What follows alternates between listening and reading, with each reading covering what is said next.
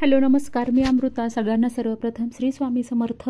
येत्या 18 तारखेपासून म्हणजे 18 सप्टेंबर 2024 पक्ष पंधरावडा, पितृ पंधरावडा हा सुरू होत आहे आणि तो 2 ऑक्टोबर 2024 आहे. या 15 दिवसांमध्ये आपण आपल्या पितरांचं स्मरण करतो, त्यांची आठवण काढतो, त्यांना नैवेद्य अर्पण करतो, तर्पण राहिलं असेल तर करतो, त्यांचा श्राद्धविधीसुद्धा करतो. तर या पंधरवड्यामध्ये आपल्याला काहीही पैसा खर्च न करता आपल्याला पितृदोषातून मुक्तता कशी होता येईल किंवा पितृदोष आपल्याला मुक्त कसे करता येईल हे आपण आजच्या व्हिडिओमध्ये बघणार आहोत. त्याच पद्धतीनं पितृदोष नेमका कोणाला लागतो आणि का लागतो, पितृपक्षामध्ये तुम्ही पिंपळाच्या झाडाला कोणत्या गोष्टी अर्पण केल्यामुळं तुमचा बहुतांशी पितृदोष हा दूर होण्यास मदत होते, त्या कोणत्या गोष्टी आहेत ते सुद्धा आपण आजच्या व्हिडिओमध्ये पाहणार आहोत. त्याच पद्धतीनं एखाद्या घराला जर का पितृदोष आहे तर ते आपण कसं ओळखायचं ते सुद्धा आपण आजच्या व्हिडिओमध्ये पाहणार आहोत. त्यामुळे व्हिडिओ अगदी शेवटपर्यंत नक्की पहा.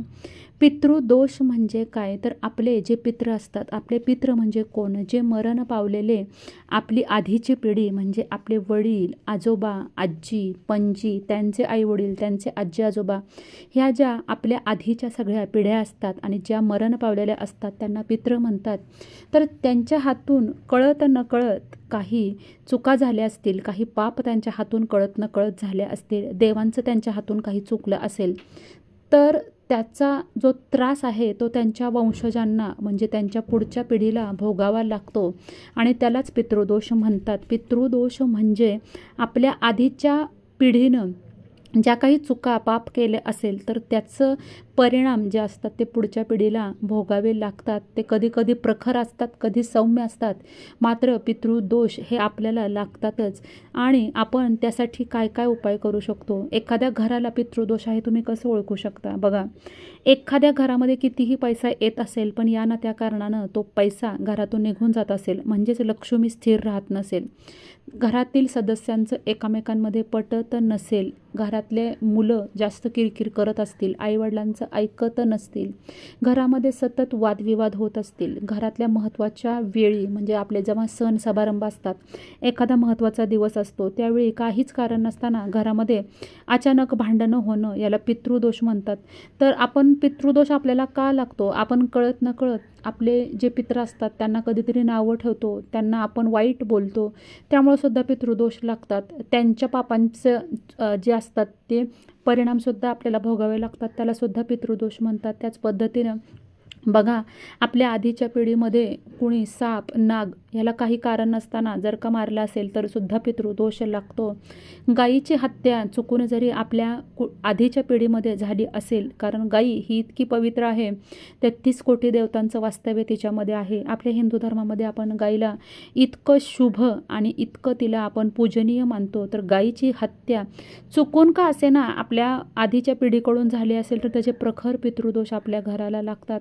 त्यामुळं घरामध्ये सतत अशांतता, भांडणं, एकमेकांशी न पटणं, घरामध्ये स्थिरता न राहणं, घरामध्ये सतत किरकिर असणं, लहान मुलांचं सतत रडणं, एखादं काम आपण घरातल्याने हाती घेतलं तर ते काम पूर्ण न होणं, कामात अनेक प्रकारचे अडथळे येणे, काही कारण नसताना सणासुदीला घरामध्ये भांडणं होणं, या सगळ्याला पितृदोष लागतो. ह्याला आपणही कुठंतरी कारणीभूत असतो, कारण आपण आपल्या पितरांचे श्राद्धकर्म असतात, तिथी असतात, त्यावेळेस त्यांचं स्मरण करत नाही, त्यांना नैवेद्य दाखवत नाही. कधीतरी आपण त्यांचं जे अंत्यसंस्कार असतात ते काहीतरी आपलं राहिलेलं असतं, त्यांचा अंत्यसंस्कार करताना काहीतरी चुकलेलं असतं किंवा त्यांचा संपूर्ण अंत्यसंस्कार हा व्यवस्थितपणे झालेला नसतो, त्याचा पितृदोष आपल्या पुढच्या पिढीला लागतो. तर असं होऊ नये, आपल्याला पितृदोष लागला तर तो कसा कमी करता येईल ते आपण आता बघूया. आपण दररोज जर का पितृकवचाचं पठण केलं तर त्यानं सुद्धा बऱ्याच अंशी पितृदोष शांतता मिळते, पितृदोष आपल्याला कमी होतात. आपल्या पितरांच्या तिथीला आपल्या कुवतीनुसार, आपल्या परिस्थितीनुसार आपण गरिबांना वस्त्र, अन्न दान केल्यामुळं सुद्धा आपल्याला पितृदोष हे दूर होऊ शकतात. सगळ्यात महत्त्वाचं म्हणजे पितृपक्षात तुम्ही पिंपळाच्या झाडाला जर का ह्या गोष्टी अर्पण केल्या तर त्यांनी तुमचा 80 ते 90% पितृदोष घरातला दूर होतो. तर बघा, या पितृपक्षात तर तुम्ही ह्या गोष्टी करू शकता आणि एरवीसुद्धा करू शकता. दुपारी पिंपळाच्या झाडाला पाणी, फुलं, अक्षदा, दूध, गंगाजल आणि थोडेसे काळे तीळ त्यात मिक्स करायचे आणि हे पाणी आपल्याला पिंपळाच्या झाडाला अर्पण करून आपल्या स्वर्गीय पितरांचं स्मरण करायचं आहे. त्यांचे आशीर्वाद मागून त्यांची माफी मागायची. जर का तुम्ही असं केलं तर तुमचे खूप पितृदोष हे प्रखर पितृदोष हे कमी होतात, काहीही पैसा खर्च न करता. बघा, आपल्या आधीच्या पिढीनं म्हणजे आपल्या पितरांनी जर का पिंपळाचं किंवा वडाचं झाड जे असतं लगत असू दे किंवा इतर कुठेही ठिकाणी असू दे, हे जर का झाड त्यांनी तोडलं असेल तरीसुद्धा पितृदोष लागतो. कारण ही झाडं पूजनीय आहेत, आपण त्यांची पूजा करतो. ही झाडं जर का तोडली तर त्याचा पितृदोष लागतो. तर हा एक पिंपळाच्या झाडाचा उपाय सांगितला. दुसरा उपाय म्हणजे तुम्ही महादेवाच्या मंदिरामध्ये सतत असे 21 सोमवार करा. महादेवाच्या मंदिरात सकाळी जाऊन महादेवाला जलाभिषेक करा. त्या जलाभिषेकामध्ये थोडंसं कच्चं दूध आपल्याला टाकायचं आहे आणि बेलपत्र अर्पण करायचं आहे. सतत 21 सोमवार जर का तुम्ही इतका साधा सोपा उपाय महादेवासाठी केला तरी आपल्याला पितृदोषातून मुक्तता ही मिळू शकते. काही अंशी का होईना आपले पितृदोष कमी होतात. ज्याच्या पत्रिकेमध्ये पितृदोष सांगितलेला असतो अशा लोकांनी रोज नित्यनेमानं दहीभात कावळ्याला आपल्या पितरांच्या नावानं ठेवला तरीसुद्धा पितृदोष हा आपला बऱ्याच अंशी कमी होतो.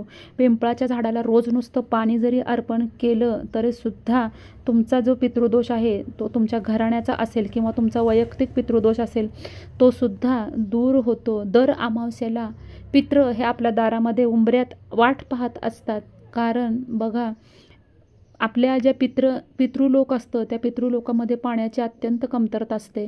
आपण अमावस्याला सकाळी उठल्यानंतर उंबऱ्यात थोडं पाणी शिंपडायचे आणि प्रत्येक अमावस्याला दही भात तुम्ही जर का पितरांच्या नावानं आपल्या पत्र्यावर आपल्या घरावर जर का ठेवला तर त्यानं सुद्धा आपले पितृदोष हे कमी होतात. पितरांना अन्न खायला मिळतं. हे तुम्ही पितृपक्षात सुद्धा करू शकता, प्रत्येक अमावस्याला करू शकता. एखादी मोठी अमावस्या येणार असेल त्यालासुद्धा करू शकता. कारण अमावस्यालाच पितरांना जेवण हे आपण घालू शकतो, इतर वेळेस तर कावळ्याला तुम्ही दहीभात घालू शकता. हा उपाय करू शकता. मागाशी तुम्हाला सांगितल्याप्रमाणे पिंपळाच्या झाडाला पाणी, दूध, 1 चमचा काळे तीळ आपण हे करून आपण पिंपळ वृक्षाला आपण हे पाणी अर्पण करू शकतो आणि पिंपळाला प्रदक्षिणा घालून आपण तिथं माफी मागू शकतो. असं केल्यानं सुद्धा आपले पितृदोष कमी होतात आणि त्याला प्रदक्षिणा आपल्याला घालायच्या आहेत. 7 घाला, 14 घाला, 21 प्रदक्षिणा पिंपळाला घाला.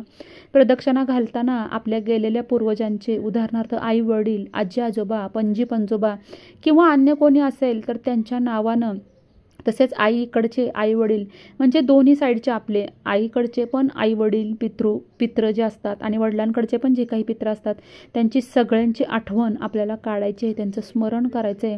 प्रदक्षिणा झाल्यावर त्यांना नमस्कार करायचं आहे आणि सगळ्यांना हे सगळं करताना सर्व पित्रा समर्पयामी असं म्हणायचं आहे. असं केल्यामुळं सगळ्या पित्रांना तुम्ही हे समर्पित केलेलं आहे असा त्याचा अर्थ होतो आणि आपले पितृदोष कमी होतात. अजूनसुद्धा तुम्ही एक उपाय करू शकता. एक कणकेचा दिवा करून त्यामध्ये तिळाचं तेल किंवा राईचं तेल घालून तो दिवा पिंपळाच्या झाडाखाली लावू शकता आणि आपल्या पितरांना सद्गती प्राप्त व्हावी, मोक्ष मिळावा यासाठी प्रार्थना करू शकता.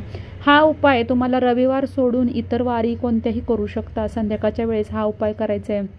यापैकी कोणताही एक उपाय केल्यास तुम्हाला 6 महिन्यामध्ये पितृदोष तुमचे दूर झालेले तुमच्या नजरेस येतील आणि पुढे देखील ही जर का परंपरा तुम्ही चालू ठेवली तर तुमच्या घरामध्ये येणारी अकस्मात संकट, वास्तुदोष, सर्पदोष, कुंडली दोष, आकस्मिक मृत्यू, अघोरी व्याधी इत्यादी उद्भवत नाही.